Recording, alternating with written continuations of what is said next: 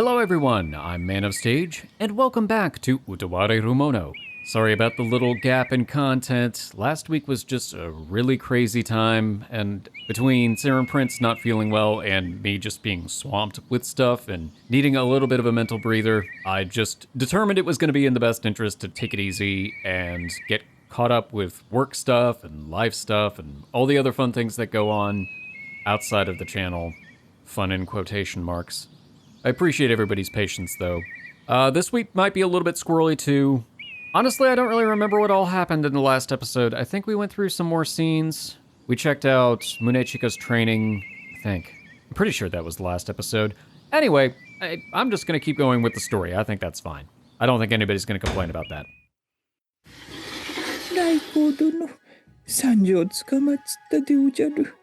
Oh man, I know that feeling, Maroro. That's exactly how my brain has been the past week. Also, I'm really not thrilled that he's kind of in Raiko's clutches. Nothing good is going to come of this. I am not at ease. I am very tense. Reading him graciously, Raiko indicates a chair for Maroro to sit in.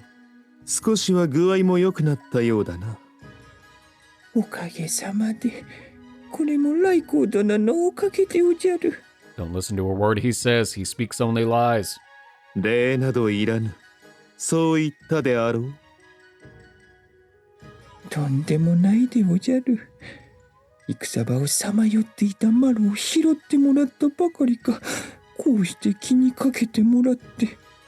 Oh, so it was actually Raiko that found him. I thought it was Woshi's.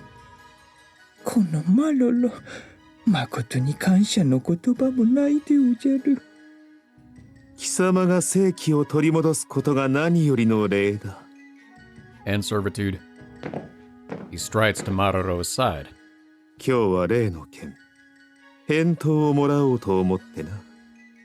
Maroro's shoulders stiffen at his words.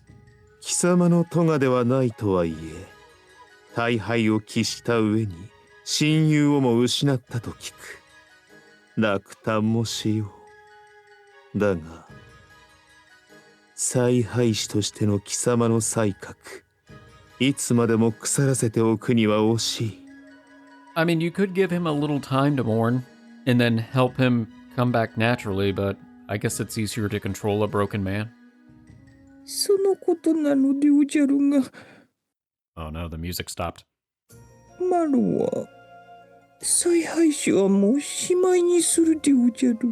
Oh. Oh, I could have said nothing.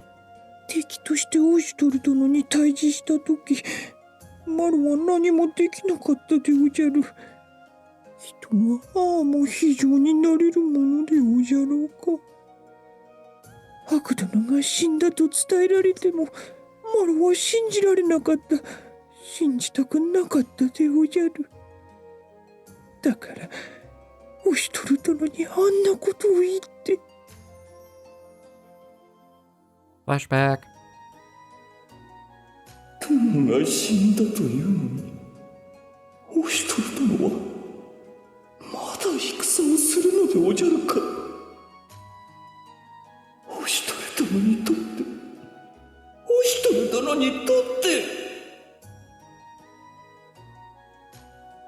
It's complicated.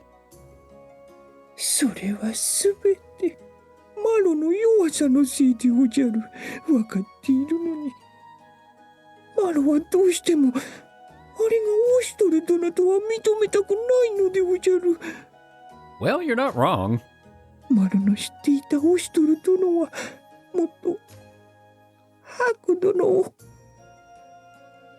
Though he tries to make his meaning clear, he finds his voice faltering, and he can speak no more.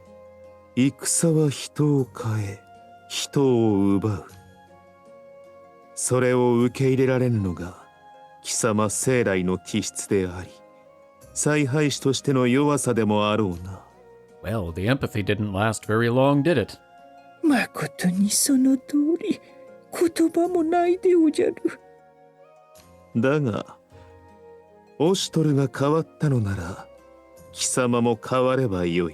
Don't you do it. Don't you corrupt Maroro into a monster at your behest. ルも変わる。貴様は主に恵まれず、その才を存分に発揮する場も与えられなかった。だがこれからは違う。俺なら貴様を変えてやることができる。末代までも語り継がれる天下無比の采配師にな。天下無比の采配師。もしマルがそうなったら、きっとみんなが幸せになれるでおじゃろうな。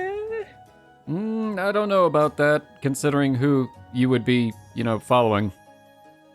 Maruo speaks softly, wistfully, as if discussing an impossible dream. He raises his eyes to the ceiling and sighs. いずれにせよ、マルは悟ったでおじゃる。敵将に惑わされるようでは、采配師は務まらぬでおじゃるよ。来光殿に目をかけていただいたのは強行の極みなれど、ここはどうかマルのわがままを聞き入れてほしいでおじゃる。Nearly pressing his forehead to the table, he bows his head deeply. Raiko closes his eyes in thought. Silence follows. And then at last he responds. それが貴様の決めた道なら、あえて止めまい。I don't know, you got the weird little virus brainworm thing. わかってもらえたでおじゃるか。He bows once more, deep and sincere, with equal parts gratitude and apology. だが、歩む道は違えども志は同じ。大和の平和と安寧のため、これからも頼むぞ。来光殿、不祥マルの心得たでおじゃる。Don't trust him. それでは、そろそろおいとまするでおじゃる。いや、もう少しゆっくりしてゆけ。With a quick glance, Raiko signals a servant forward, bringing with them an ornate tray carrying a luxurious tea set. 良い茶がある。貴様のために特別に取り寄せたものだ。癖のある味だが、需要に良いと聞く。Did he put the thing in the tea? マロのためにそんなことまで。最後に味わっていくがよい。He totally did. ありがたくいただくでおじゃるよ。Don't do it. It's a trap. これは随分と風変わりな味でおじゃるな。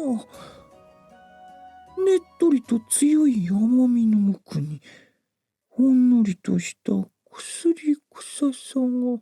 Or he put some sort of sleeping thing in the tea, get knocked out, and then they'll implant whatever the thing is in his brain while he's asleep. Okay, yeah, that's what it is. You two used hypnosis. ライコウ様、参上しました。素直に言うことを聞いておればよいものを。ですが、本当によろしいんですか？もとよりそのためにオシスの元から出張ったのだろう。There it is. 始めよ。Yeah, that's about what I figured. 天下無比の夢。この俺が見させてやる。I really want to know more about what the thing is. Was it engineered? Was it pre-existing? Ugh, this is bad. I want to know how it got in his head. Which orifice did it use? I probably don't actually want to know the answer to that. 穏やかな時にあればこそ、戦乱への伏流は絶えない。自軍の敗走と将の死をも利用した来光の策略がEnnakamuyに与えた影響は計り知れない。だが至福も永遠であるはずはない。トゥスクル王女直々の来訪はその真の意図が何であったにせよ、王女アンジュの自覚と成長を促すこととなった。重臣は諸国との外交を修復する努力を怠らず、召喚は自軍の石兵を見直し、国境の紹介を厳とした。その結果が留萌の関の速やかな奪還という戦果につながったと言ってもよい。宗近将軍の復活と凱旋も久々にもたらされた明るい話題となった。絶えない曇天を美光が照らすかのように、民はこの国の前途を渇望している。なればこそ次の一手は自ら投じる必要があった。 That makes sense. They gotta keep going. Otherwise, the stagnation's gonna overtake them. All right, so there we are. Well, unfortunately, it does seem like we are going to be fighting against Mararo, but it's not going to be because he wants to fight us. He's going to be controlled somehow. I wonder how we're going to be able to liberate him from that thing. Maybe there's some sort of ability that the mask possesses in Haku's hands, or I really don't know. I wouldn't be terribly surprised if that was something that humans had created long ago for some purpose. Or maybe Woshi's made it himself. I don't know. Several days after our victory in Rumoi Pass, I leaf through more paperwork, new reports and correspondence from other countries. The letters make it very clear how the surrounding nations are treating this conflict. I sent out all kinds of requests and proposals for an alliance with the countries around us, and got back vague answers, or no response at all. やはりどの国もEnnakamuyの惨劇以降、完全に様子見を決め込んでいる。Well, that's not helpful at all. And Tuscaro's shown no signs of movement either. どういうわけか、遠く離れた那国だけはいち早くEnnakamuy支持を掲げてはいるが、今のところ連絡が取れない。Huh. Interesting. 何より、地理的に考えても共闘するには難しい。We're on your side, but from way over here. I look upon the map spread before me. A winding line extends from Rumoi Pass, leading straight to a large symbol, the Imperial capital. We may have secured our trade routes by keeping Rumoi Pass, but the foreign merchants who were hoping to secretly open trade between our nations are all in prison now, apprehended by the court. 孤立無縁のまま経済封鎖が長引けば、取り返しがつかなくなる。Ooh, that's not good. やはりこちらから動かねば状況は変えられないか。大軍を率いての遠征はもう不可能だが、それでもこのままというわけには。やはり前に進む以外に残された道はないか。では、兄様。皆を集めてくれ。かねてからの策を協議せねばならぬ。Once everyone's gathered together, I start by outlining the problems that need to be solved, or resolved. さて、正常が布告を出されてから随分と経つが、近隣諸国の反応が芳しくないのは皆も分かっていると思う。おそらくはEnnakamuyの惨劇と呼ばれる無責任な噂によって各国は我らと朝廷を天秤にかけている。それは当然かも。確実に勝つ方につきたいというのが本音かな。気を持って戦わぬなどいい加減な連中だな。Right, but if they lose, it doesn't really matter if they have honor. 気持ちはわかるがな。Unfortunately. だからといっていつまでも日和見を決め込まれては困る。このままでは遠からずこちらが干上がってしまうだろう。今はトゥスクルからの支援物資で何とかしのいでいるようなもの、それもどこまで続くか。この先我らが大きく動くためには急ぎ白黒をつける必要がある。いざ帝都へ攻め入った時、これ幸いとばかりに後ろから撃たれてはかなわぬしな。ならば各国に対して強硬に迫りますか。期限を定めて回答がなければ敵とみなすと。I mean, there's value in that to a degree, but if Ennakamuy doesn't have a huge force and their main opponent is the capital of Yamato, how exactly are they supposed to fight a war on multiple fronts? I mean, the same could apply if the other nations align with Yamato. で、敵になった奴らから叩くってことか？ Although I guess it could be kind of like in Prelude to the Fallen, where we go around kind of picking off the smaller nations around us that opposed us and bringing them into the fold, taking their troops, adding them to our numbers. I do wonder how supplies and morale would be in that situation, though. 恫喝も考えないではないが。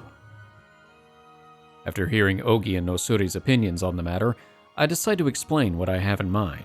Ennakamuyはデコポンポの使節団を騙し討ちにしたなどとあらぬ噂を立てられたが。 Anybody who knows Dekumpopo would know that, of course he walked into it, and he was the aggressor. ルモイの席を奪還し、朝廷を撤退させたことで、我らの力は諸国の知るところとなった。悪評こそあれ、その実力をもはや看過することはできぬ。なるほど。少なくとも武勇に関する限り、エンナカムイは名誉を回復したというわけですか。Well, that's something. そうだ。周辺諸国もあえて接触しようとは思わぬだろうが、興味は持ったはず。正常の意向に頼らずとも、このオシュトルが訪ねて行けば無下にはすまい。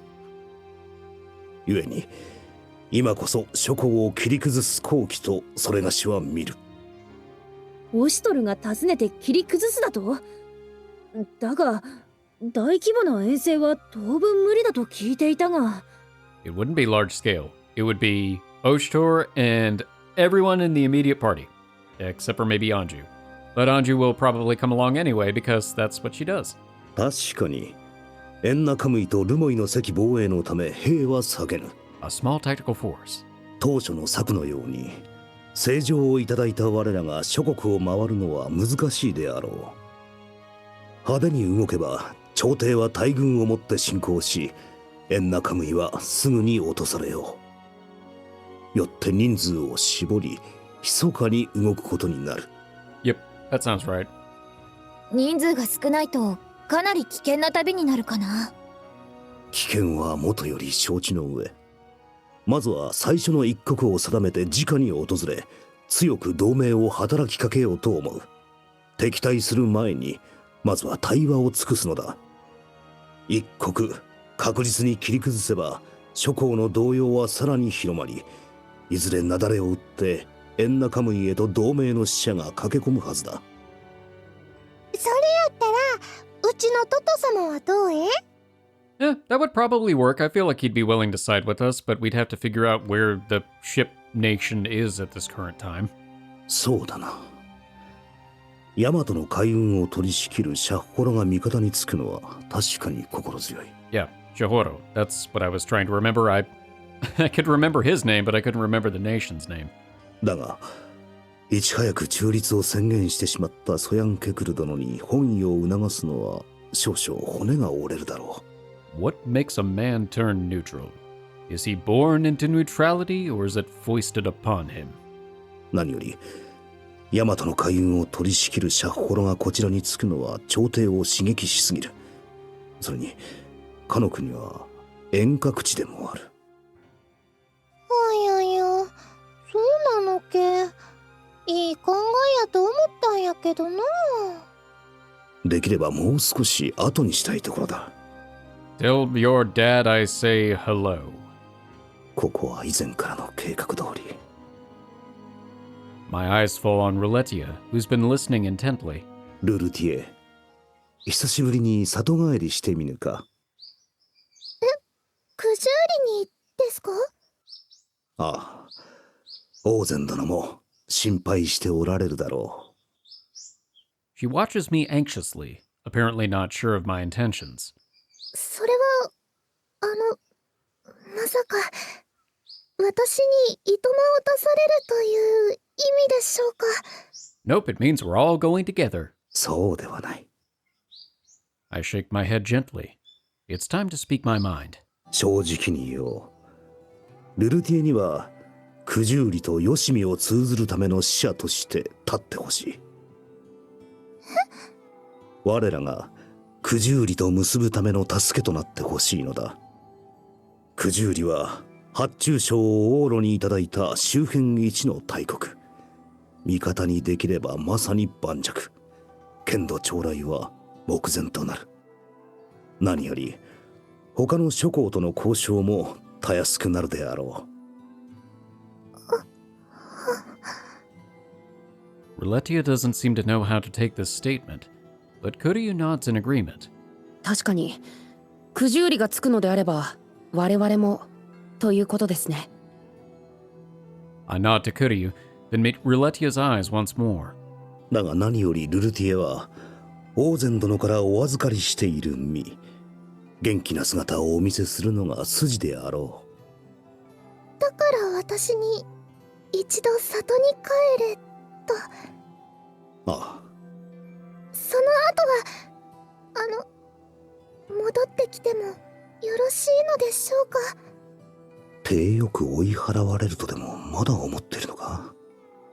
ああ、いや、オーゼン殿に引き止められる可能性もあるのか。That is a good point. I could see him agreeing on the condition that Rulutieh stays.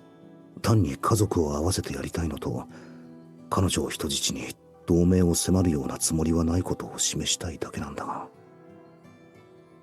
As a show of good faith, I don't want to meddle in what Rulutieh chooses from here on out. それはルルティエが自分で決めればよい。ご家族とよく話し合ってな。ほんと、女性の扱いが下手なんだから。What was that? 何か言ったか、クオン。何も。Kuan averts her eyes. I decide to leave her be, turning again to Rulutieh. それがしも、オーゼン殿に直々の拝謁をいただき、改めてお礼を申し上げたい。九十里まで共に参ろう。Rulutieh still seems to be somewhat at a loss, but finally she nods, her mind apparently made up. わかりました。九十里との橋渡しを担うお役目と思って、私、頑張ります。All right, field trip.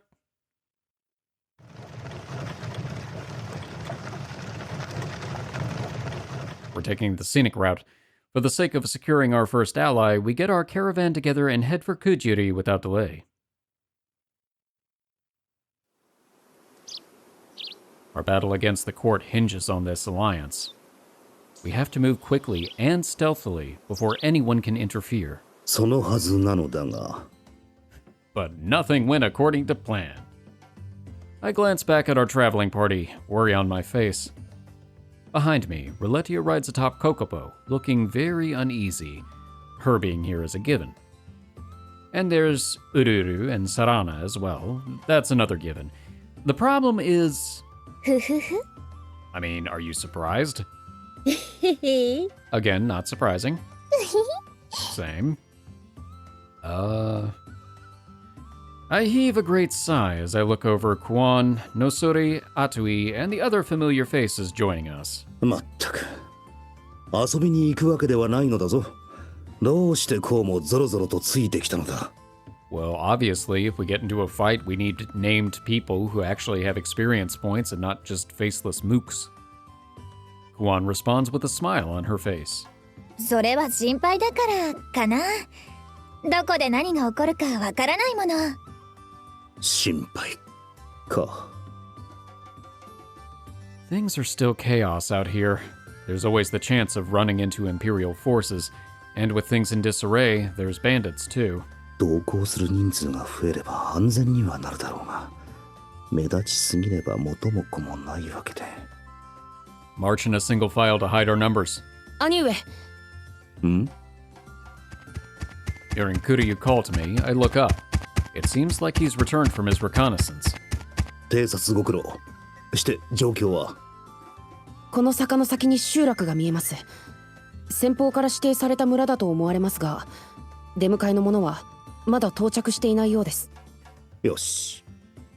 I had sent a messenger to Kuiyuri beforehand to let them know that an envoy was heading their way. In response, Kuiyuri designated a small village on their border as the location for a preliminary meeting to greet us. With Kuryu and Kuan at my side, I hurry my steed forward up the slope, and once I reach the top, I see before me. あれは？あの集落か。That village? あれから随分と時が経ったが。Oh. 忘れるはずもない。 Is it the first one that we came across in Mask of Deception? 自分が目覚めてクオンと初めて訪れた村。 Confirmed. そしてオシュトル。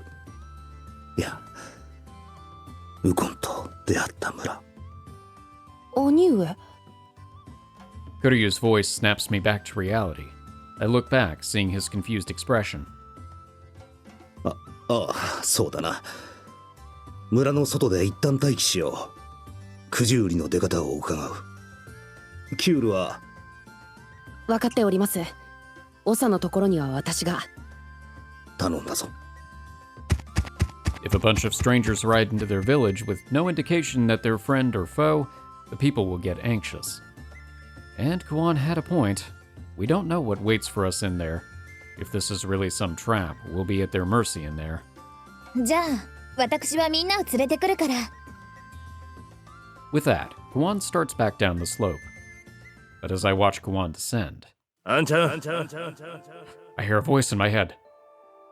I hear someone call out to me, and I turn around. It's the spirit of Ukon. どうしたあんちゃん。ウコン。 Is this really happening, or is this all in my head? I guess it's possible it could have something to do with the mask. I find myself leaning forward, reaching out to him. オストル Oh, never mind. 危なかった。 Oh my gosh, the mask is trying to kill me. Kuon had come back without my realizing, and grabbed me just as I was about to fall off my steed. すまん。ぼーっとしていた。どうしたの？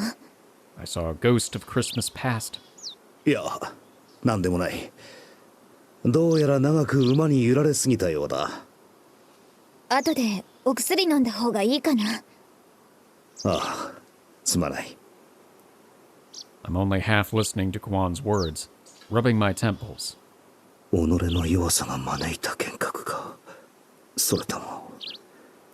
いや、何にせよ未練だな。兄上 This time, I hear Kuryu's voice coming from the village. Kuryu should be contacting the leader of the village. Why is he back this soon? I look over to see a group of soldiers following Kuryu. But it doesn't seem like they're chasing him off. あれは Rulutieh's ridden up to us by now, and her face brightens as she sees the soldiers. Suddenly, she cries out with unusual excitement. お兄様 It seems her voice reached them. The young man at the front of the group separates from the others, riding forward and coming to a halt before us. The young man descends from his steed, then smiles widely as he opens his arms to Rulutieh. 息災だったか、ルルティエ。 I like the owl. お兄様 Rulutieh also hops off her mount, rushing forward to embrace the young man. お兄様こそお元気でしたか？俺がそんなやわな男と思っていたか。俺はガンジが踏んでも死なんわ。 That's convenient, we've been fighting them. お兄様ったら Rulutieh's arms tighten around him as she buries her face in his chest. こらこら、妹よ。皆が困ってるではないか。 Nah, you're good. Rulutieh seems to realize that all eyes are on them, and she immediately lets go of him, stepping back quickly. 私のお兄様でそのAw. No, enjoy the moment. Rulutieh seems embarrassed at being caught in her show of affection, mumbling in a small voice. Then the young man she called her brother steps forward. 貴殿が噂に名高きエンナカムイのオシトル殿か。 I was hoping for a better introduction, but sure. その噂がいかなるものか知らぬが、エンナカムイのオシトルとは、それがし以外にはおりません。そういえば悪しき噂を聞いた気もするが、元より信じておらぬ。 Oh, good. Then this negotiation should go well, I hope. わずかな手勢でよくぞこのような地まで来られたオシトル殿。道中朝廷に見つかれば命はないというのに、なんと強胆な。 He smiles broadly, extending his hand. 一度貴殿とは手合わせをしたいと思っていた。 Why does everybody say that? 九十里のヤシマだ。我が妹ルルティエが世話になった。 All right. 感謝の言葉もない。 Yashma. Got it. いや Maybe. 礼を言うはそれがしの方。彼女には幾度となく助けられた。貴殿は良き妹君をお持ちだ。 Also, her murder bird is really helpful. Rulutieh goes bright red at my words, looking mutely downward.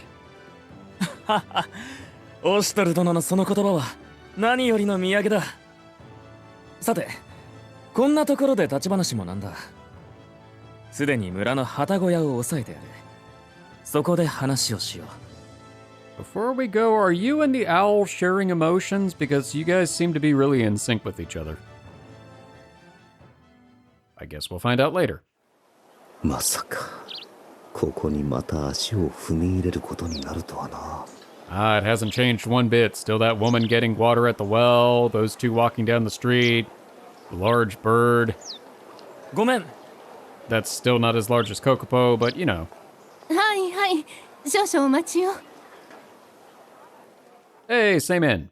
Yashma calls inside from the entrance, and after the distracted response from within, a woman hurriedly makes her way out. あらまあ。 Hey, you, innkeeper whose name we never actually learned. Noticing a familiar face in the group, the innkeeper stops in surprise. ご無沙汰してます。 Kuwan gives the woman a small bow as a fond smile spreads over her face. ずいぶんと久しぶりだね。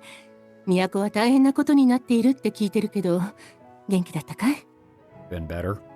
ええ。一応そうなのかな。そりゃあよかった。 With that, the innkeeper takes a good look at our group. そこのお嬢様もあの時お見かけしたと思うけど、そういや、あの時のひょろっとした男は。 I am here, but in disguise. Kuwan flinches a bit at the innkeeper's innocent inquiry. うん。ちょっと。そうかい。 Realizing the meaning behind her words, the innkeeper nods quietly, her smile turning a little somber. Yashma then steps forward as the two talk. おかみ、すまない。これは先ほどの。どうやら自分たちの身分をお上には伝えていないようだな。 The innkeeper looks a little perplexed as she turns to Yashma. 言われた通り人払いはしておきましたが、これは一体。いや、急なことで詳しい事情を話せず申し訳なかったな。 So, this is Oshtor, yes, that Oshtor, and we're here to have negotiations. ああ。このヤシマに免じてどうか許されよ。 The innkeeper reflexively straightens up upon hearing that name, then bows to the ground with her head to the floor. ヤシマ様、これはとんだご無礼を。 But Yashma puts out his hand to interrupt her. 構わぬ。今は忍びの身。ただ、我らは少々込み入った話をすることになる。故に。はい。そのあたりは心得ております。 The innkeeper rises uncertainly to her feet. 一番奥の部屋を準備しておきました。ご案内いたします。恩に着る。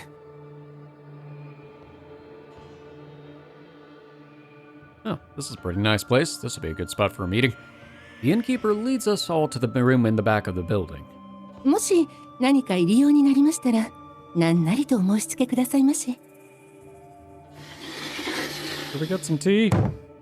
With that, the innkeeper leaves the room. Yashma listens intently, and then, satisfied that the innkeeper has left, he speaks. このような場所で申し訳ない。 It's fine. Yashma indicates a seat across from him. 本来ならばこのまま城へ案内すべきだが、こちらにも少々事情があってな。 Are they watching the castle? いや、これは当然のこと。気になさるな。 I take the offered seat. Rulutieh, Kuwan, and all the others follow my example, seating themselves behind me. Yashma stares, looking entirely caught off guard for a moment. ヤシマ殿？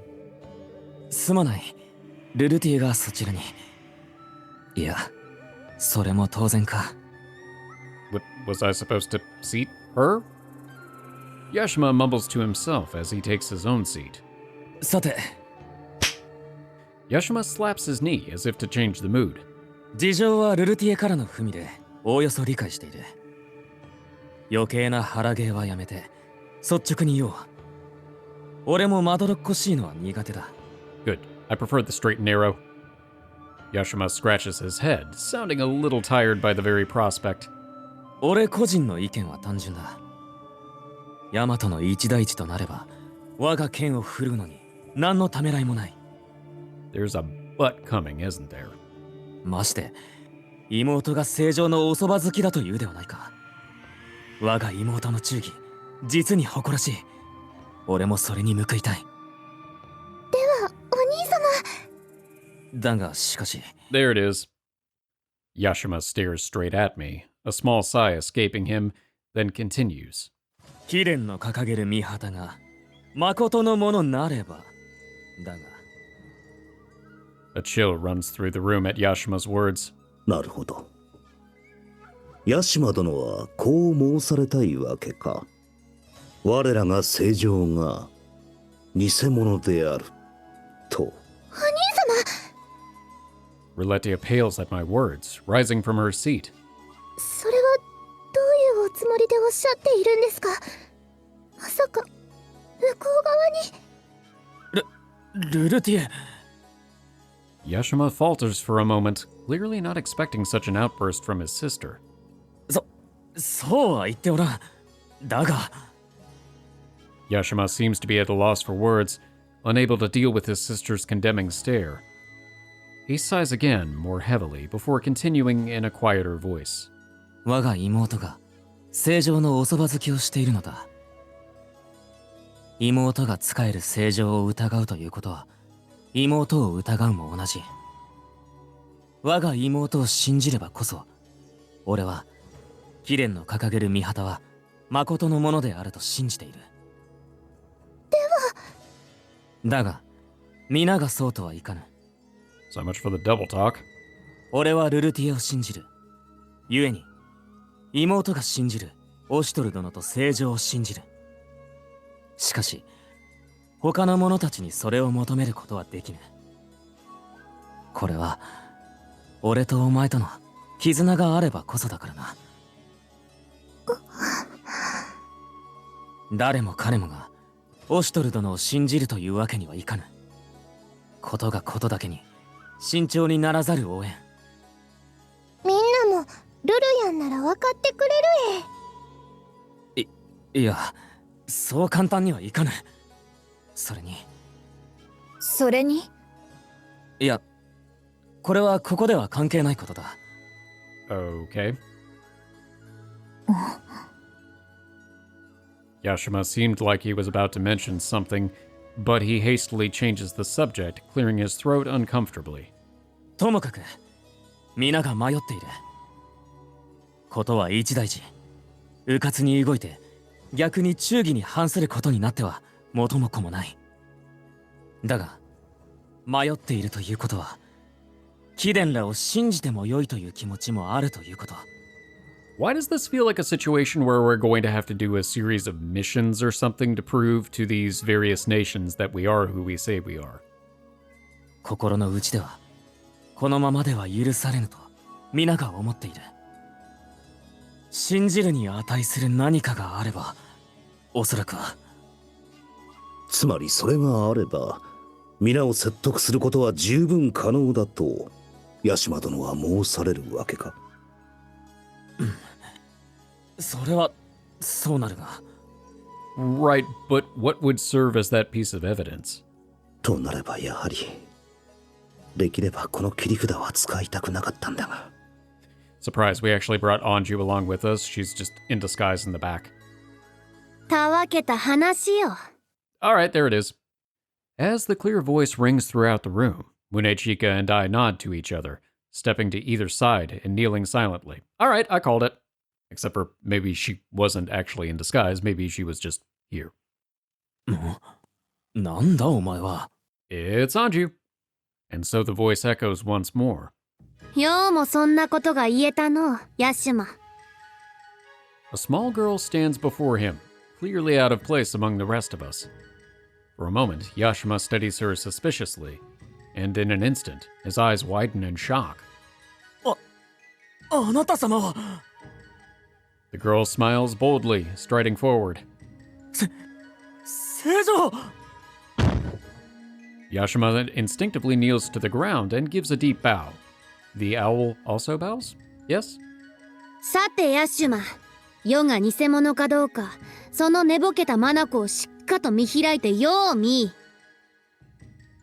え私ごときにはもったいなきお姿。その声、その姿、意図高き血を引くお方に間違いございません。正常への数々のご無礼、何卒ご容赦を。Anju nods graciously, looking down upon Yashima, who appears to be curling in on himself to be as small as possible. 許す。世はさまつなことに煩わされる暇などないのじゃ。はあ、ありがたきお言葉。It's the same energy as Kuiyuri. さてヤシュマ、はい。お主は証拠とやらが欲しいそうじゃな。I am here. I am proof. それは私の善良な考えでした。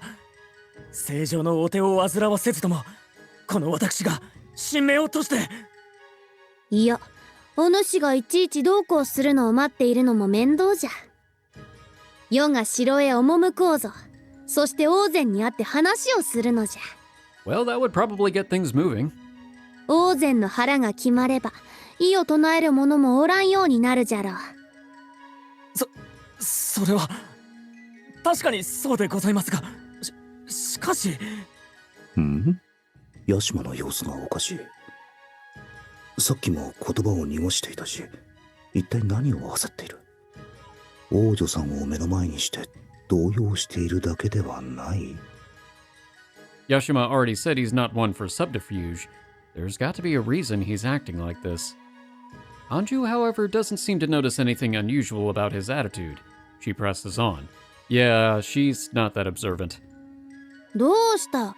世の気が変わらんうちにさっさと城まで案内せんか。はあ。 He manages only that feeble response, his head bowed. I feel like this is going to be more complicated. Also, is she not cold?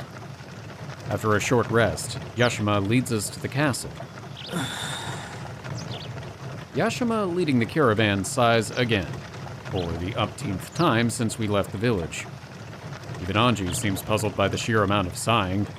オシトル、ヤシマはどうしたのじゃ。いきなりふぬけてしもうたぞ。世のそばにいて萎縮したわけでもあるまい。それはそれがしにも計りかねまする。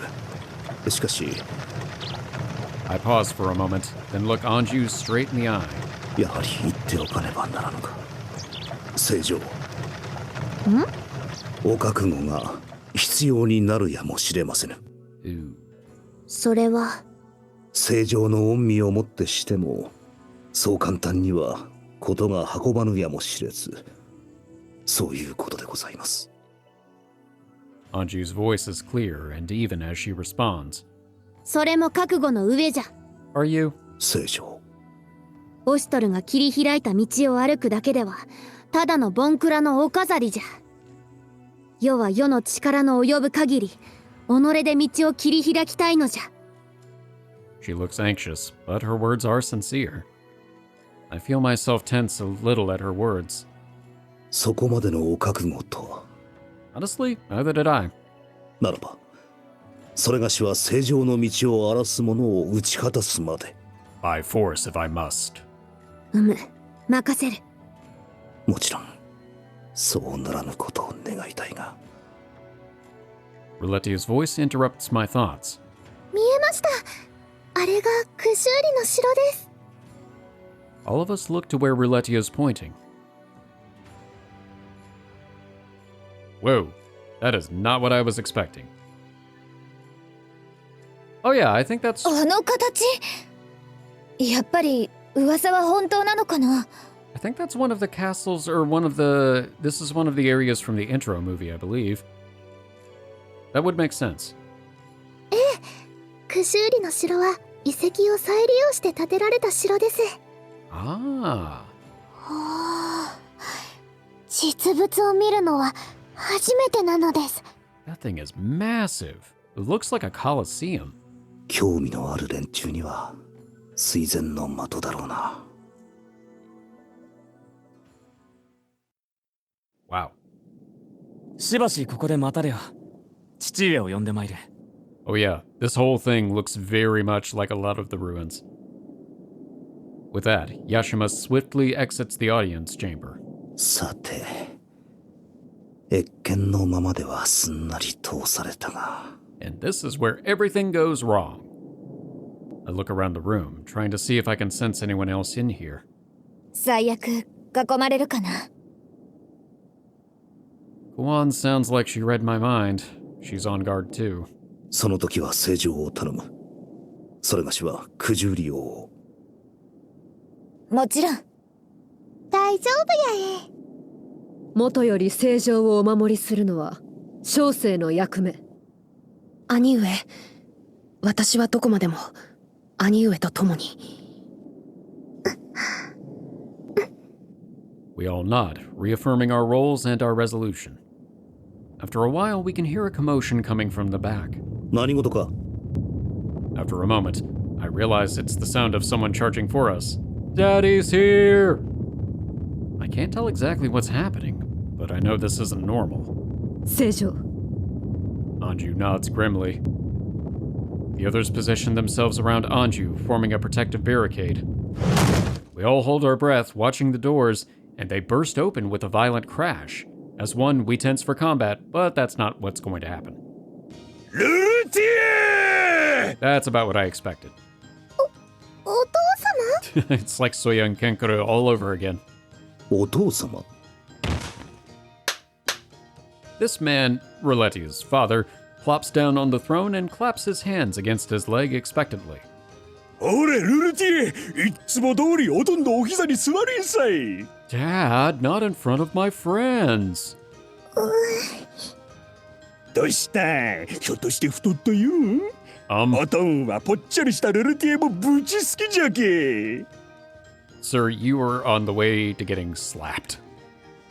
All of us stare at this cheery man on the throne dumbfounded.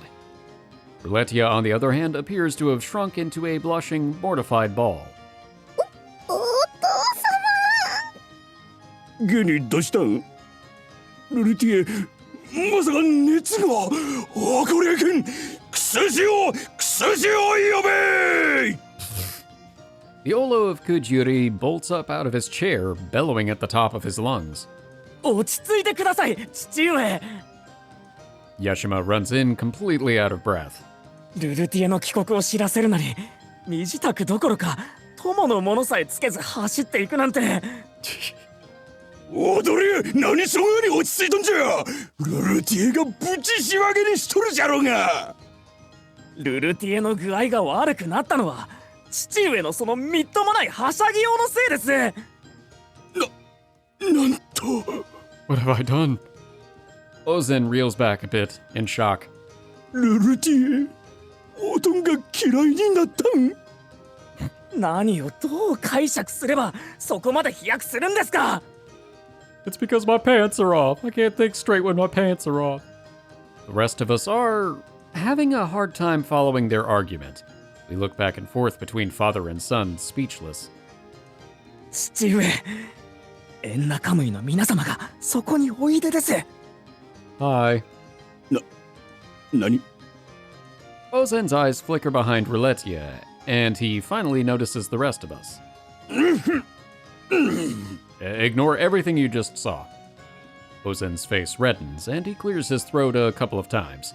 He straightens his posture on the throne, then looks straight at us. よう参られた、オシトル殿。 Little late to save face, Ozen begins to speak with all appearances of poise and dignity as if all that never happened. オーゼン殿も息災で何より知っていて当然だからな。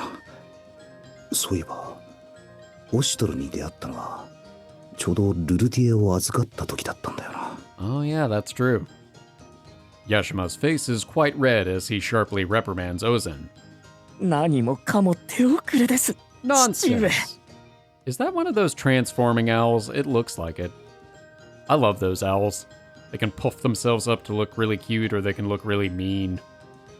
おいじゃが何事にも形式っちゅうもんが。 I can't remember what they're called though. 父上。 Yeah, you see, because he's all poofy now. Not like adorable poofy, but he's not as slim and menacing. Ozen sighs heavily, apparently giving up. He speaks again, sounding several degrees warier this time. いやはや恥ずかしいところをお見せしてしまいましたな。面目もない。 That's all good. ところでルルティエは姫殿下のお役に立っておりますかな。 Has she? 無論です。それがしたちにとってルルティエは心の支えと言ってもよいでしょう。それは何より何より安心しました。Rulutieh blushes furiously and looks down, embarrassed by our exchange. We both fall silent for a moment. When Ozen speaks again, his face is gravely serious. オシュトル殿、こたびのご用向きは文にて伺っております。あとは世に任せるのじゃ。 Anju steps forward from the center of our group, out of the protective circle of her guardians. 久しいの、オーゼン。 Ozen's eyes widen as he sees Anju walk forward. おお、これはまさか。どうやら世が偽物だのとつまらぬ噂をしている者がいると聞くのじゃが、どうじゃ、よもやお主まで世のことを忘れたなどとほうけたことを抜かさんじゃろうな。ボケるにはまだ早いじゃろう。 See? No way she could be a fraud. Who else talks like this? その眼差し、そのお声、まさしく。 Ozen leaves his seat and kneels, bowing his head deeply before her.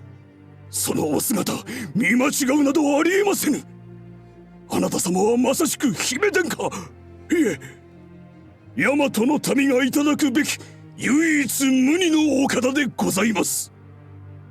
む。 Anju nods grandly at Ozen's words, as if that's the obvious response. Looking at them, it seems clear that the matter's been resolved. We all breathe a little easier. I can tell some of the tension's drained out of the air. Sensing my chance, I stride forward to the nobles of Kuiyuri. ヤシマ殿、そしてオーゼン殿、これでご納得いただけたはず。改めてお願いいたす。九十里にも正常の御旗のもとに集っていただきたい。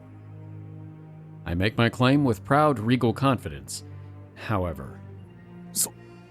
それは... Ozen falters at this. I look to Yashma, but he's averting his gaze. Even Anju seems to notice that something isn't right. オーゼン、まさか世と知ってなお納得できぬと申すか。 Ozen immediately stands in reaction, raising his voice. まさか。我らもそのような不埒な真似はしたくはありませぬ。皆姫殿下の御旗のもとに集いとうございます。ただあれが。 She... あれ? Yashma pales at those words. He immediately rushes closer to Ozen. まさか父上、あのことを本気で。しゃあないじゃろう。いなげなことにしちゃならん思えや。これしか道がないんじゃ。Okay, this... しかし、それでは... Ozen ignores Yashima's warnings and bows his head once more. 恥を忍んで、姫殿下にお願い申し上げます。いかんいかん、父上、それを言うてはいかん。However, Anju raises her voice above Yashma's pleas. 構わん、言うてみよ。もったいなきお言葉。父上。そのつまり。何でもよいから早う言うのじゃ。申し訳ございませぬ。二人は一体何を揉めているんだ？ I have no idea. I look to Rulutieh, but even she seems baffled by their distress. Then we hear a commotion from the back, even louder than Ozen's entrance. It sounds as if somebody's rushing toward us. I tilt my head quizzically. In contrast to our bewildered expressions, Ozen and Yashma are practically ashen-faced. Oh, okay. いかんいかんいかん父上。おいじゃが、はようせんと、あれが。あれってまさか。 Finally, Rulutieh seems to realize what they're talking about, and even her face turns several shades whiter. ルルティエ、一体何が起きようとしているのだ？ Is it Mama? あれは多分、もしかして私のルルティ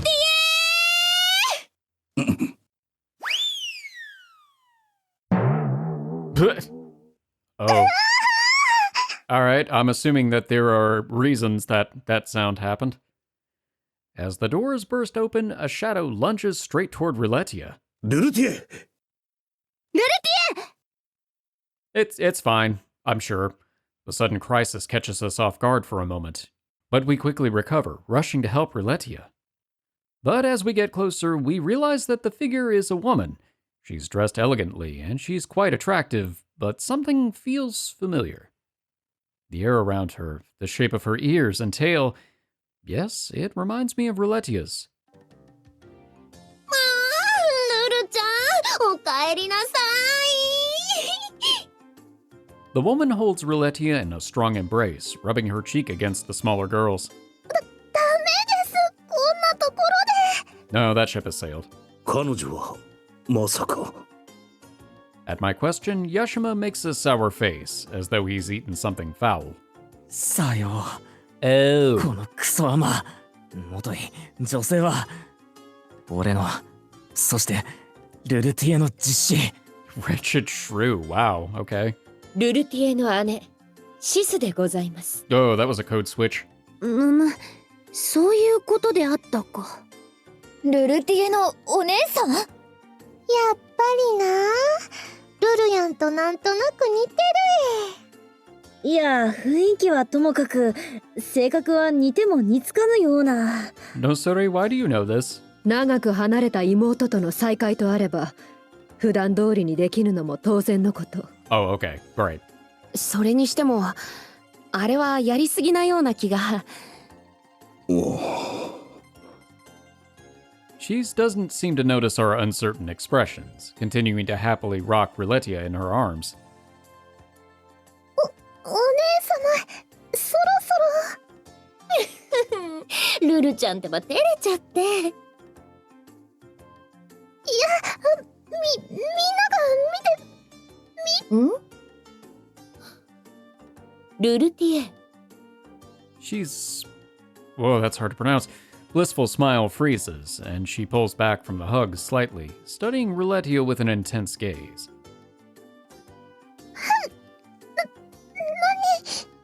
ルルティエ、ちゃんとご飯食べてる？一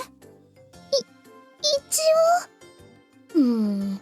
なんだか以前よりプニプニ感が減ってるような。I was gonna say overall she's acting more like a mother figure, but that comment is distinctly more of an older sister figure.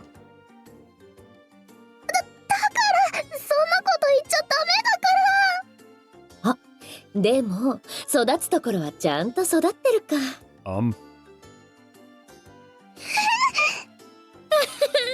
お姉ちゃん好みの妹に育ってくれて、お姉ちゃんとっても嬉しいわ。Ozen finally seems to realize that it would be a bad idea to let this go on any longer. He calls out to Shis in sharp reprimand. シス、姫殿下の御前で何しおるん？ However, Shis glares daggers toward Ozen in response. うるさいです、父上。妹との感動の再会を邪魔するようなら、父上でもその頭、くびりますわよ。Oh, well.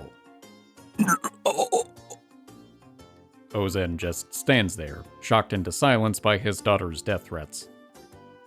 We're all frozen with shock too. Yashma hurries to us, trying to smooth things over.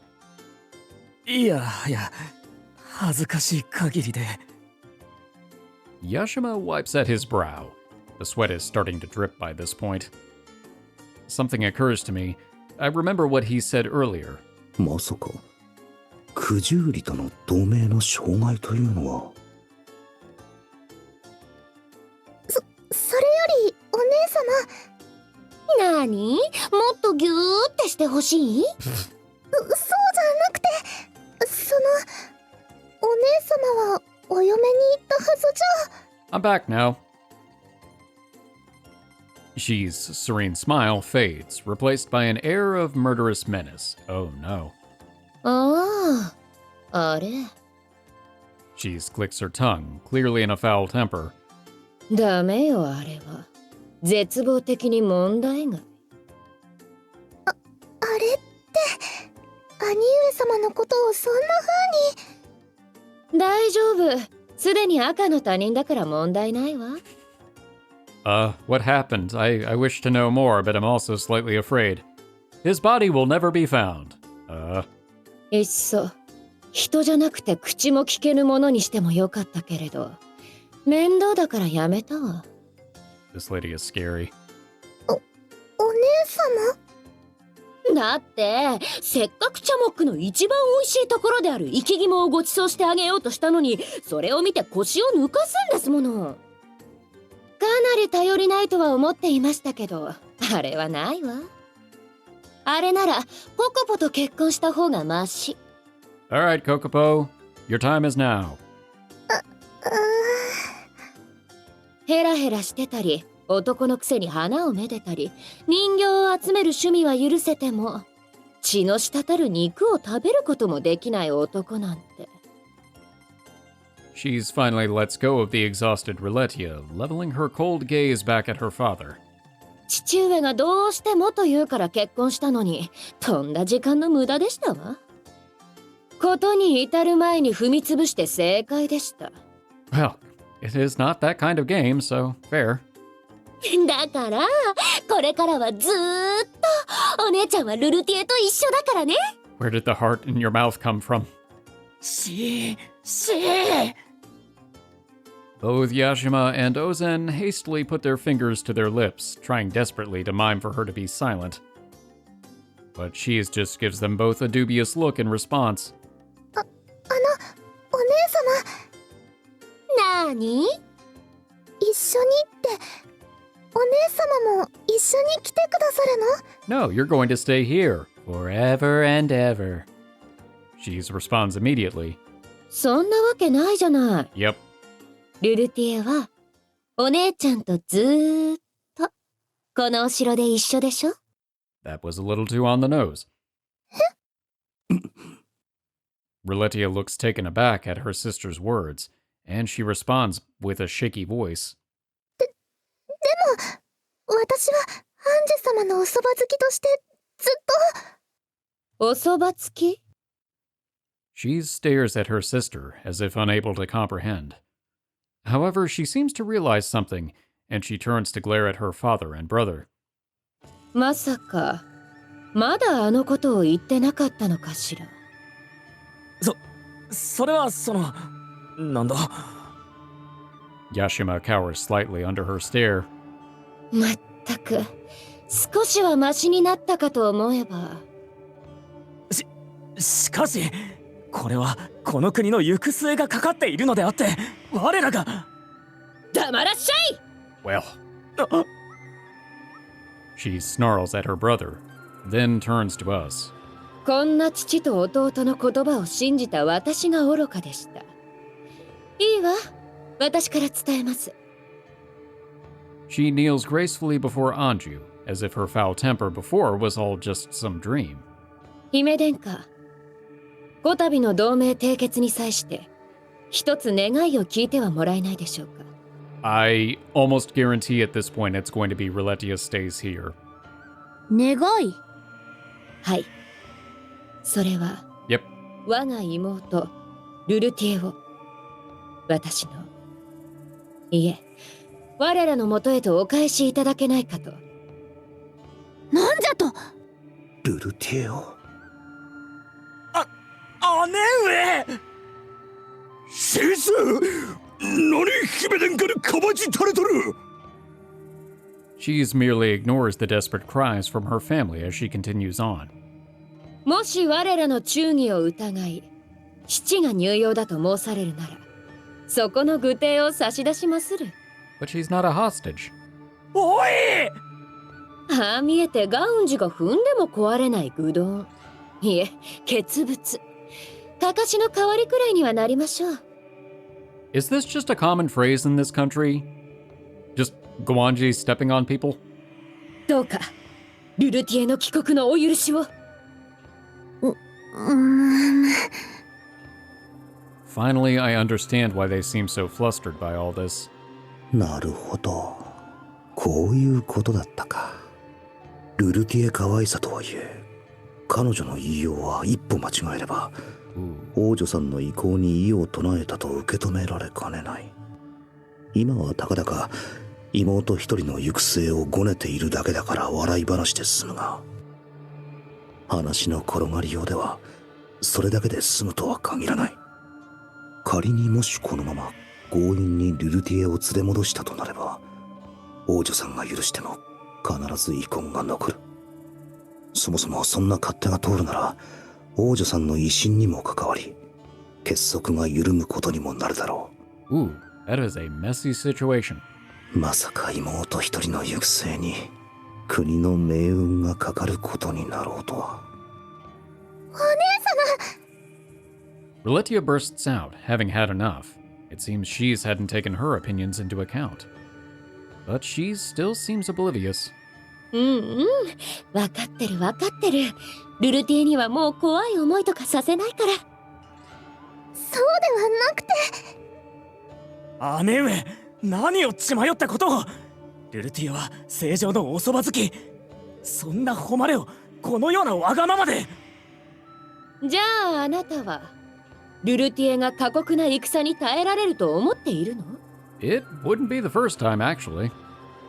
それは心根を強く持てば。よくもまあそのようなざれ言を。しかし恐れてばかりではいつまで経っても成長せんぞ。そうやって何でもかんでも精神論で押し切ればいいというものではないわ。人には向き不向きがあるでしょう。しかし。お姉様、お兄様。Rulutieh finally steps in between her siblings. お姉様、お兄様。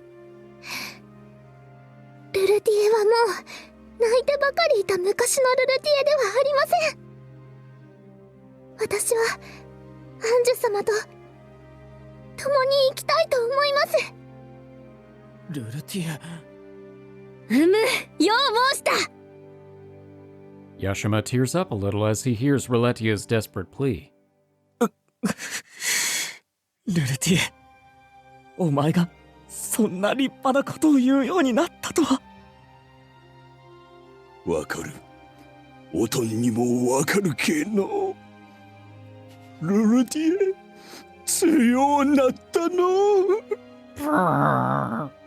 Blows his nose loudly. お父様、お兄様。 But I feel like her sister's going to be a hard sell. Her father and brothers seemed moved to tears, but Shis continues to watch the two of them with cold eyes. Finally, however, she turns to Rulutieh. ルルティエ、あなたの志は立派です。お姉様。優しいルルティエ。本当に優しいルルティエ。これからもっともっとたくさんの悲しいことが待っているのよ。きっとあなたの心は深く傷つく。I don't know that sheltering her in the palace forever is going to help. I feel like it's just going to lead to a different type of scarring. It may not scar her heart, but she'll constantly be held back by not being able to have the life experiences that would have caused her to develop as a person. 親しい仲間が死んで、あなたは立っていられるの？ Joke's on you, it's already happened. それは上辺の雰囲気や勢いに流されて後で悔やんでもいいの？ Go on, tell her about the pain. At her sister's words, Rulutieh sags, looking quietly downward. But Yashma grabs Rulutieh by the shoulders, forcing her to face him as he speaks. いや、ルルティエ。戦は誰にとっても怖いもの。それはこの兄も変わらん。お兄様。しかし、その痛みや苦しみを乗り越えてこその誉れ。命惜しさに家に引きこもっているは生きた屍。真に生きているとは言わん。Yeah. この兄も父も共に戦場に立つのだ。安心するがよい。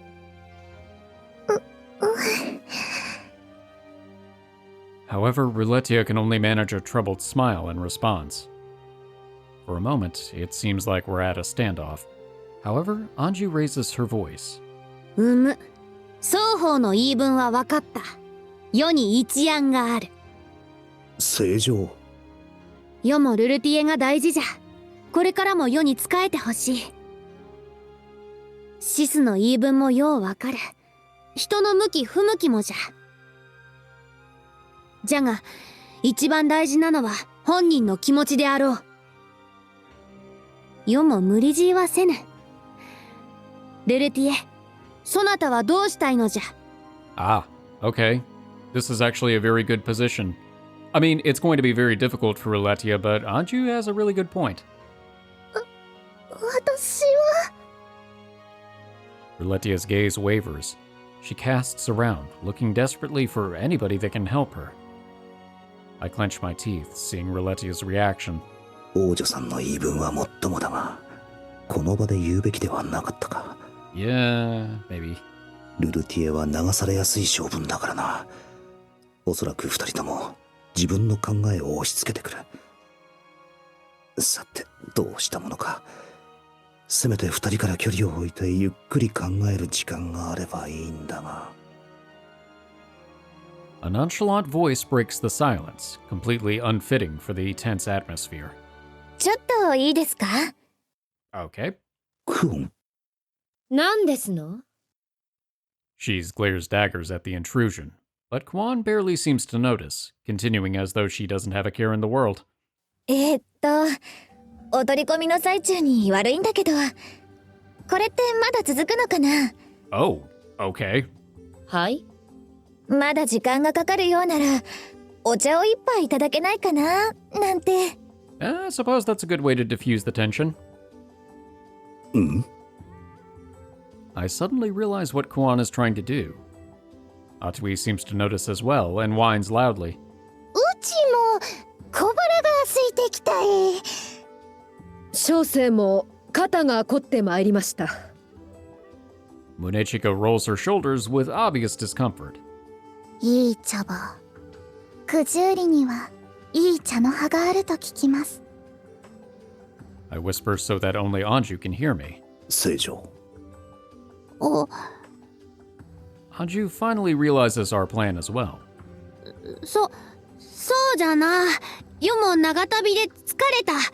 今日のところは茶でも飲んでゆっくりしたいのじゃ。